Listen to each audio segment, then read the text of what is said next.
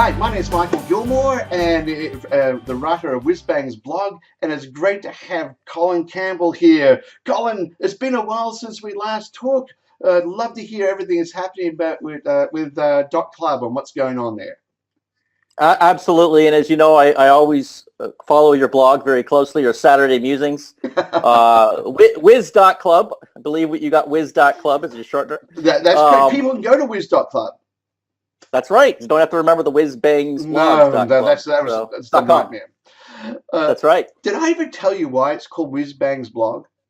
No, give us that. Give us that, because yeah, it was just a little bit too much weed, or was it? No, just go ahead. No, the reason why is it's really simple. Is that when I was a kid, like about 11 or 12 years old, all your friends have nicknames, and I was called Whizbang. For whatever reason, I got that. And so when I first went into the industry, they asked you to sign for a forum, they asked for a nickname. I thought, oh, Whizbang, because I won't forget it. And then I became known in the forums as Whizbang. So it was Whizbang's blog. So I got it now. That's I what got it actually now. happened. I got it. So your childhood will come back the to one bite and you in only the rear Whizbang. So I'll remember that Whizbang. Exactly, yeah. So I got to ask this very important question. Did you have a nickname as a child? Colin's a tough name to get a nickname for. I really did not. I mean, some of the Canadians, the way we speak in Canada, I'm actually in the States now, but they'll say call. They'll do some short forms like call. Hey, call, how's it going? But with that nasally accent. But no, not really. Not really at all. No. But anyway, Cole, so how's it been going with Dot Club? What's the news? Oh, it's exciting. I mean, Dot Club, the momentum just continues, and it's consistent momentum, consistent growth in the usage, and consistent global expansion. Very recently, it was just announced that we actually had gotten approval in China.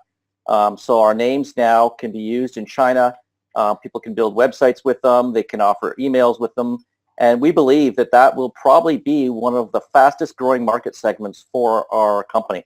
We do very well now with domain investors in China, particularly with the short characters, the short character .clubs, which are essentially liquid there, and they sell instantly. But that was big news for us. And then that's the other thing, that's MIT approval, isn't it?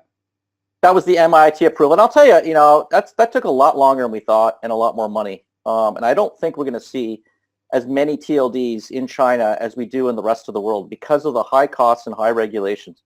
We had to invest $160,000. We had to have multiple staff members. We had to have a physical office. We had to set up servers through a third-party company in China. We've had to go through a lot of approval processes here as well. And it's not an easy process for any domain extension. So really, the domain extensions that will invest that kind of money will be the ones that are true global brands. And Club, I think we can fairly say, has been the number one TLD to establish a global presence around, from all the way from Germany to Russia to China to the United States, obviously, and in Australia as well. Yeah, I must admit, out of all the new TLDs, I've been very pro .club because it just makes sense. And that's the thing. Yeah, and people have asked me, why are you so pro .club? And I said, well, it's known throughout the world. People understand what a club is. And they sort of think, oh, do you have some sort of strange deal with the guys at .club or something like that? No, it just, I think it just works. So, in all fairness, though, I am a fan of your book. You can see we have it on our. There we go. Battle Frame. Yes. I don't know if you're completely unbiased. You have one of your fans there. Yeah, well, it's great to see. Like the Battle Frames, I can still see it in the background there. Yeah, so just move your chair the other way a little bit. Yeah, so it's in camera. Yeah. For those of you who haven't read Battle Frame, you can discover the adventures of Whizbang. Yeah, I'm actually halfway through book 2. In fact, I sat down just this weekend and started writing some more. So that's right. Well, great stuff. Looking forward to it. Well, but we'd love to talk about Battle Frame and everything. But okay, all right. So I'd love to talk about Whizbang's adventures and Battle Frame and everything, Colin. But we're here to talk about .club, and China's going to be a great big market for you guys, and it already is a big market. But what else has been happening? Yeah, so something that surprised us a little bit. and this happened at NamesCon, was the launch of Get.club. And Get.club, we've been trying to, it took us about a year to really put together and actually code and have the programmers design it. And we were able to launch a platform for entrepreneurs, for anybody who wants to start a business, to get a category killer domain name for a monthly payment fee. So essentially, it's paid out over over 5 years, 60 months. I'll give you an example here. There are domain names that you could buy that might be $5,000 or $10,000, and you'll pay $166 a month. It makes it very easy for the entrepreneur to afford to get a great brandable domain name, and those are the $10,000. We can finance domain names as low as $1,000. Right. We've also set up an exciting broker network in the platform, where if you get a broker code and anyone can apply to become a broker, all of your customers get 10% off of that registration, but then you also get 15% commission on the entire transaction, but you get paid out over the first 18 months. You essentially get 50% of the revenue from that customer in the first 18 months. So we've created a broker platform, an easy way for brokers to make money, and then we've also created ways for entrepreneurs to log in and simply choose a domain name that really works for their business, and they can finance it over 60 months with no interest. So is anyone else doing this sort of thing? We've heard about a couple of companies doing this, but I don't think anyone's done it to the level of simplicity that we've done it. I mean, it really is all automated. The programmers did a phenomenal job making certain every component, and it's not a third-party escrow. It uses, we have contractual relationship directly with the customers. The names we're using a registrar named Hexanet. Yeah. They do the component to manage the DNS. But the domain name does transfer into the name of the holder. So if somebody buys a domain name, it goes into their name. They could resell that name, or they can use that name. They can do whatever they want with that name. But if they do resell the name, they would need to buy out the rest of the contract when they resold the name. So, I mean, the success has been amazing. We've sold almost 100 subscriptions, and we're talking about phenomenal keywords like cigar.club, which was, sitting, quite frankly, a little bit sitting on the shelf, collecting a little bit of dust. Yeah. These $10, $20, $30, $40,000 names, and not being featured through our registrar channel because they're just simply too high priced. They've been collecting dust. And then once we launched this program, we've seen just a lot of activity, and we did it about 2 months ago, and we now have about 100 subscriptions. So we're very excited about that, because the key premise for .club, the key strategy that we've been deploying, has been all about usage. We believe truly that we will have a sustainable long-term brand and be significant throughout the globe if we can get customers to use the domain names. And we have so many great examples of companies that are launching and giving exposure to the .club brand. Yeah, I think it's fantastic. As you know, the thing I saw was there's a lot of inventory just sitting on the shelf doing nothing. With a lot of the new GTLDs, and what you're doing is you're enabling it to move. Yeah, exactly. I mean, slots.com is an example of a domain name. I think it sold for .com, sold for $5.5 million. And we sell slots.club for $10,000, but if you're an entrepreneur, you wanted to finance it, you could get it today for $166. I mean, that's what we're talking about. You could start a business with a domain name that, you would think would be unattainable, and get a great brandable name. You can start a business today, for the 166. I mean, it does go as low as $15 if you buy $1,000 name and you finance it. Oh, fantastic! That's really is good. That's probably cheaper than the hosting that you would pay. And again, there's a big distinction here too about financing and owning a domain name, and this tiered pricing model where a lot of companies have these 9 tiers, and some people pay $1,000 in the first year, and then they'll pay $1,000 the second year, and they'll pay $1,000 for the rest of their lives.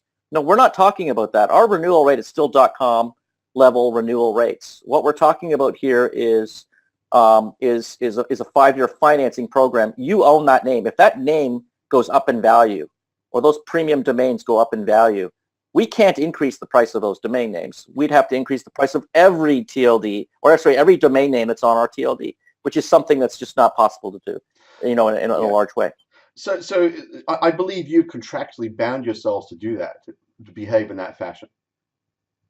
Yeah, and there's been a lot of talk, as you know, Yeah. in the industry about the prices and how it impacts domain investors. And I think this is a wake up call for all domain investors to really think about, what kind of domain extensions that they want to invest in. And it's not, I think there's multiple factors they need to consider. One of those factors is do they, you know, do they look at, first of all, the name itself? I mean, like a name, and I'll tell you right now, domain name, it does matter. The GTLD does matter. For SEO purposes, it does matter.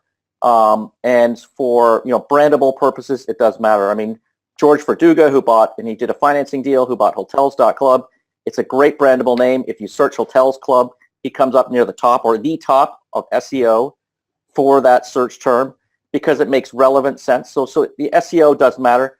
So when domain investors are looking at investing in a TLD or domain names in a TLD, I think the name itself is first and most paramount. I'm also a big fan of .shop. I personally, just let me give you some feedback here. I actually bought about 500 .shops, so I really am a domain investor now. Right? I bought them right on the GA date, and I really thought there were a lot of good .shop names as Yeah. well. .shop and .club are my two favorite. I like app and I like blog and I like .web as well. But there's some other TLDs I really like because they have meaning and they really help you out with your SEO. So I think that investor has to look at the quality of the name, and then they've got to look at, okay, what about the pricing? That's one of the negatives about .shop is now I got to look forward to a $25 a year pricing renewal, and it's not at that level of .com. So it's a little bit of a different model when you're looking at a higher pricing. But then obviously in some cases the pricing for some of these TLDs, the renewal prices are astronomical. I mean, and we've seen some companies actually raise prices even if companies have invested in the domain extension.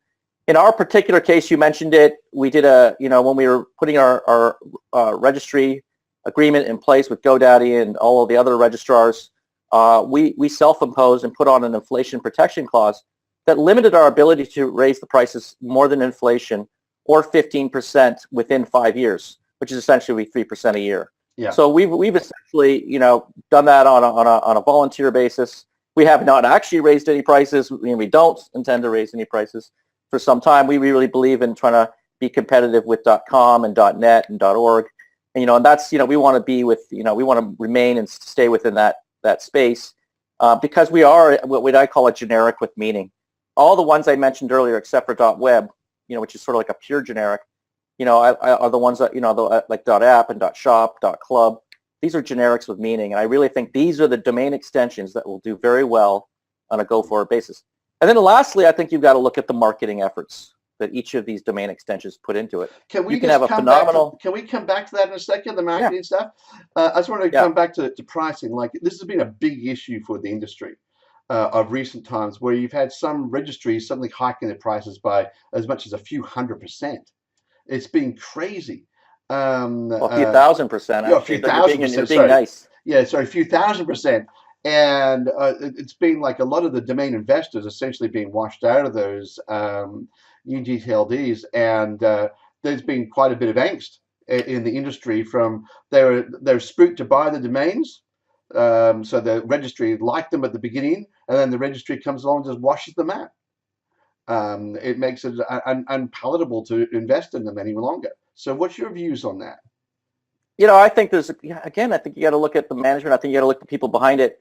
And I think ultimately what looking at a contract that are like what we put in place, it's more than words, it's actions. We've taken the actions and necessary to ensure there's price stability in the marketplace. Yes, in the case of .com, it's set by the U.S. government and by ICANN, and prices won't go up till 2024, and that's a third party. But I think those domain extensions that expect to get domain investors involved in their domain extension need to put together some type of self-imposed price protection clauses so that an investor who invests in that stock knows that the price to trade it is not going to keep going up and up and up and up to the point where they can't make a profit or they're priced out of their profit. I have sympathy and I feel sorry for the investors who did invest in some of those TLDs that did go up 1,000% or 3,000%. I I think it's a real travesty. I also, though, I recognize, the argument that needs to be made for some of these domain extensions that they should be categorized a little better. And for instance, a pure generic or a generic with meaning, like a .club, can have a much larger user base and can support a much lower pricing point. And in fact, I think the nature of our user base is that you have a lot of hobby users, a lot of hobby sites, thousands, tens of thousands of hobby sites. And if you were to increase the price as much, you would lose those customers. So there's actually a natural, restriction or ability to increase prices too much, or else you'd lose that market segment. Yeah, but don't you think don't you think that they should have stated that at the beginning, these registries, and said, hey guys, you know what, it's going to be like $10 today, and tomorrow it's going to be $300. Yeah, I'd say there are niche TLDs that Yeah, should be probably priced at $300, and I yeah, think that the companies that priced them at that originally were making the right decisions. I think after the fact, you should grandfather in at least those those domain names that weren't priced, that people had invested in and then assumed prices would remain fairly steady, over a period of time. But I'm not saying that a niche TLD, if it's .horse or it's yeah, magazine or it's .marker, whatever it is, .soda pop, you're not going to get a lot of you're not going to get a lot of domains in that extension, and you need to have a high price to support that. And a domain investor needs to recognize that even if there is a low price and it is really a niche TLD, eventually somebody's going to come along and say, hey, we got to start jacking the prices up here, or else we're just not going to make enough profit to sustain the yeah. registry. Is that a mistake though of the registry from actually completely misunderstanding the market they're pitching to? Because they should have done that at the very beginning, really, as you were saying. They should have said, like, okay, this is a $300 domain name. It's not a $10 domain name. So they completely missed their market, and their business plans essentially were struggling, so they had to do something about that. Yeah, I feel like I'm being cross-examined on the stand Well, here by a you lawyer. told me So, beforehand. You told me beforehand I no, could no, ask no. some difficult Um, questions, so I'm going to ask them. so I don't want to speak. I don't really want to go too far and speak for other registries. Yeah, of What course. I can say is that with respect to .club, we recognized it early on as being a generic with meaning. We recognized it was broad enough that it would appeal to clubs, it would appeal to businesses as well, and it would appeal to many different groups. But we recognized it would be a fairly broad-based TLD, and we knew it had to have a competitive price with .com, and that was a strategy we took. I Yeah. believe that that domain extension owners need to really think hard about what the domain they have and price it accordingly at the beginning. And I think the registrars need to start putting more pressure if the registries don't do it themselves. Put more pressure on the registrars need to put pressure on the registries to sign some type of protection clause here, because when a price goes up on GoDaddy, they aren't going after, they don't even know who was behind that TLD. Yeah. All they know is that I just got screwed. I'm a small business owner, and I'm paying $10 a year, and now I'm paying $300 a year. And what's going to happen next year when I pay $1,000 a year? And the other thing that I think people have to be very careful of, investors, is, and even entrepreneurs, are these tiered pricing where you renew at a high rate, because earlier on I mentioned, like, for us to increase prices, we would lose a lot of customers, and there's a disincentive for us to do that. Yeah. However, if I have 9 tiers and my top tier pays me $10,000, what's to stop me from, and everyone paying $10,000 has got a live business on it, what's to stop me from moving that to 20 or 30 or 50,000, right? And that doesn't impact my lower tiers. So I do think that investors and business entrepreneurs, they need to be aware of this, the pricing models that are in place with respect to some of these domain extensions, and factor that into their business plans. Yeah, I think you raised an interesting point that this is actually a problem for the registrars, and the registrars should actually begin to solve this by putting pressure on the registries and saying, hey, you're driving our help desk, and you're getting, our customers are really getting quite upset, and we're losing customers because of your behavior. I think that's an interesting point to tackle, but I'm sure we can talk about that for a lot. Let's move on to the marketing side of what .club's doing. So once again, I Yeah, so I noticed, mean, that's the other factor when you look at when a domain investor looks at a TLD to invest in, is what is the marketing they're doing. As you know, we have a pretty robust team with Jeffrey Sass. and Michelle Van Tilburg, who's our chief operating officer. We travel extensively to Yeah, many of these. can I stop you there again for a second? Is Jeff ever home? And Michelle ever Yeah, he's home? Like, cool. Yeah, you know what? They're traveling more than I am now. Thank yeah. goodness. No, it's been crazy. His It's been crazy. Facebook is Jeff nuts. is in. Michelle just got back from Beijing Yeah, late last week, and Jeff is already in Roost right yeah. now for WHP. And we have an exciting thing we're doing there at Roost with Dot Club, and we rented the JFK suite. You would have loved it. I mean, I would have loved it. I Yeah. mean, it's this lighthouse suite with double floors and huge hot tub, and just having these exclusive parties. And that's the one thing at club. We like to have a little bit of fun. Maybe a Yeah. little too much fun sometimes, but if you have a fun extension, why not? Yeah, well, you're having a club, aren't you? You can get away with it. So.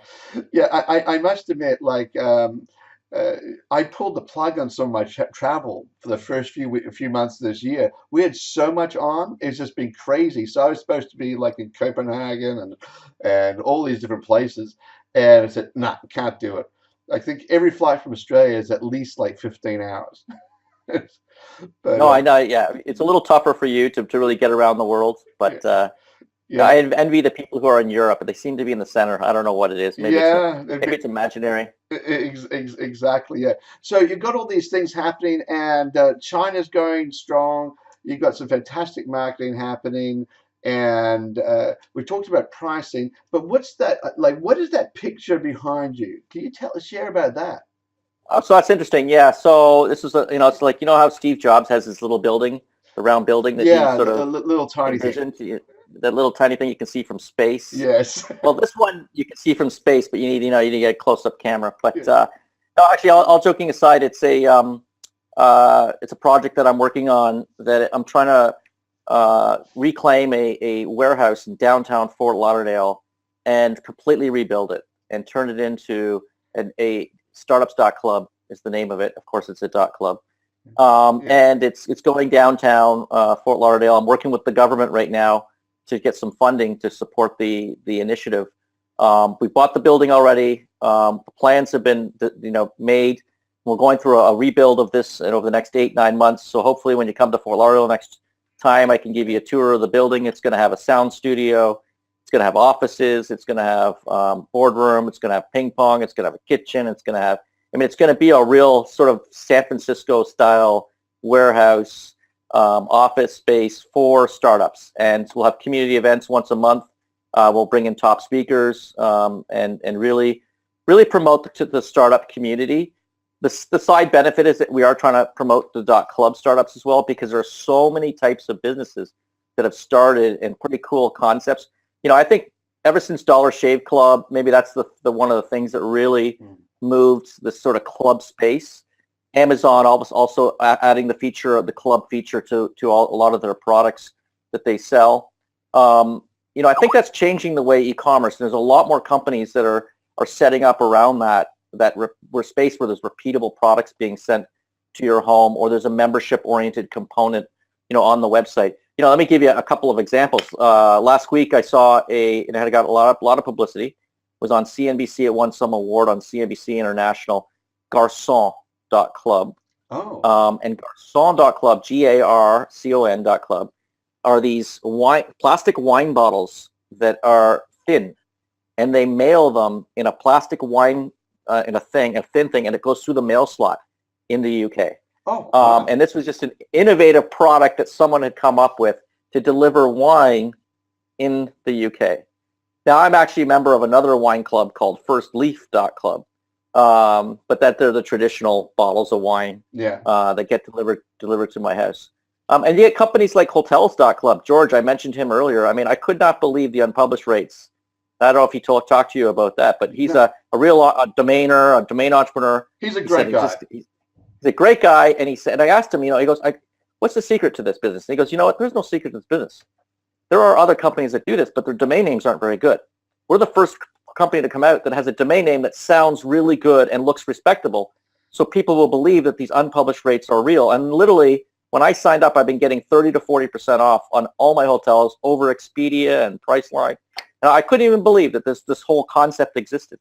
So Yeah. that was another good example of sort of a club-based, membership. We've seen coffee.club, of course, and soap.club, and those types of concepts as well. But I do think we're seeing a momentum, or I think we're seeing a trend towards products just showing up at your house. You love talking about the future. Yeah. We thought Amazon was everything, the one-click button.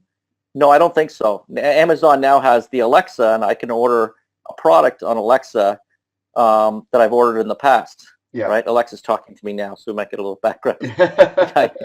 It's like Alexa's like having a little child. You have to spell her out when you talk about her. No, it's like Alexa will, be. But let's go beyond that. The products are just going to arrive. Yeah. They know based on how many bottles of wine you drink and an RFID chip, the bottles of wine are just going to arrive. You aren't even going to order it. I mean, you might be able to control the flow and and all that stuff, like, and choose sort of the list that you want, but the bottles will just keep flowing in. But anyway, back to startups.club. We're bringing in 30 startups that will be doing some of the investments of the companies ourselves into some of the concepts that we've got that we want to launch. But we're bringing people into it. Hopefully it'll be completed construction by 8 to 12 months. Are you looking for investors and things like that as well for those companies? Yeah, we'll connect with the local VC community and the angel investor community in South Florida.